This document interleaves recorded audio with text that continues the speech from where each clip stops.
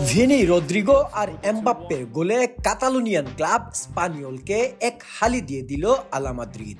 Champions league যেন পুরনো রূপে ফিরিয়ে আনলো রিয়াল মাদ্রিদকে এই লা লিগার ম্যাচেও। এমবাপ্পের গোল, অ্যাসিস্ট আর হলুদ কার্ডের এক অনন্য রেকর্ড দেখলো বিশ্ব। আফসোস বাড়ালো ভিনির তর্ক করে হলুদ কার্ড প্রাপ্তি। রিয়াল সোসিয়েদাদের সাথে শেষ লিগ ম্যাচের পর বেশ কিছু চেঞ্জ নিয়ে আসেন আনচেলত্তি। ভিনিসিয়াসকে বেঞ্চে বসিয়ে রদ্রিগোকে লেফটে আর রাইটে আর্দা গুলারকে পাঠান। সিজনে প্রথমবার বেলিংহাম মাঠে নামেন প্রথম একাদশের সাথে।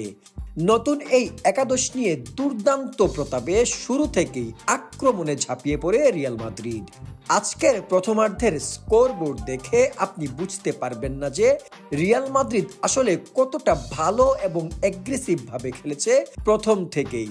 আজ মনে হচ্ছিল রিয়াল মাদ্রিদ কামব্যাক করার চেষ্টা করছে প্রথমার্ধেই। ওয়াও! তবে আফসোসটা হচ্ছে গোল করতে পারেনি। প্রথমার্ধে রিয়াল 14টি শট করে, যার মধ্যে 6টি ছিল অন টার্গেট।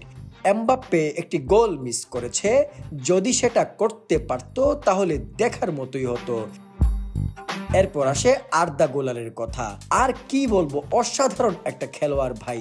এতটুক একটা ছেলে, অথচ কি আত্মবিশ্বাস।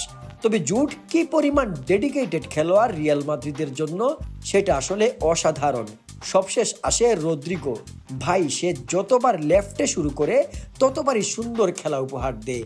বেচারা সেই পজিশনে সবসময় সুযোগ পায় না।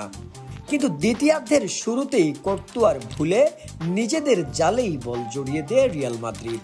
কর্তুয়া সচরাচর এমন ভুল করেন না। আজ যখন করেই ফেললেন, তখন যেন সাথে সাথে সেই ভুল শুধরাতে ব্যস্ত হয়ে গেল পুরো সাদার শিবির। 4 মিনিটের মাথায় বেলিংহামের অ্যাসিস্টে গোল করেন দানি কারভাহাল। এরপরেই শুরু হয় আসল ম্যাজিক। জ্বলে ওঠেন রদ্রিগো, ভিনিসিয়াস এবং এমবাপ্পে। ম্যাচের 75 মিনিটের দিকে বাম প্রান্তে ভিনির দিকে বল বাড়িয়ে দেন তারই সতীর্থ কিলিয়ান এমবাপ্পে। ভিনি পায়ের জাদুতে দুর্দান্ত এক পাস দেন তারই স্বদেশী রদ্রিগো গোসকে। রদ্রিগো যেন তেন কোনো খেলোয়াড় নন। বল পাওয়া মাত্রই এক ক্লিকে জালে পাঠিয়ে দিলেন। পাশাপাশি যারা রিয়ালের রদ্রিগোর ভবিষ্যৎ নিয়ে চিন্তিত ছিলেন, তাদেরকেও যেন এক কড়া বার্তা দিলেন। এর মাত্র 3 মিনিট পর ইতিহাস রচনা করলেন এমবাপ্পে। যেখানে একটু চেষ্টা করলে নিজে গোল করতে পারতেন, সেখানে তিনি নিজেই বল বাড়িয়ে দিলেন ভিনিসিয়াসের দিকে। আর ভিনিসিয়াসও বাজ পাখির মতো লুফে নিলেন সে সুযোগ, খুঁজে নিলেন জাল। এমবাপ্পে নিজেকে প্রমাণ করলেন একজন নিঃস্বার্থ মাদ্রিদিস্তা হিসেবে। এরপর এমবাপ্পেকে এই অ্যাসিস্টের জন্য কৃতজ্ঞতা জানিয়ে তার মতোই সেলিব্রেশন করলেন ভিনিসিয়াস জুনিয়র। এরপরেই মাঠে নামেন এন্ড্রিক। মাঠে নেমেই হয়ে উঠলেন অপ্রতিরোধ্য। তাকে আটকাতে গিয়ে হিমশিম খাচ্ছিল স্পানিওল। শেষমেশ তাকে আটকাতে গিয়ে পেনাল্টি দিয়ে বসে।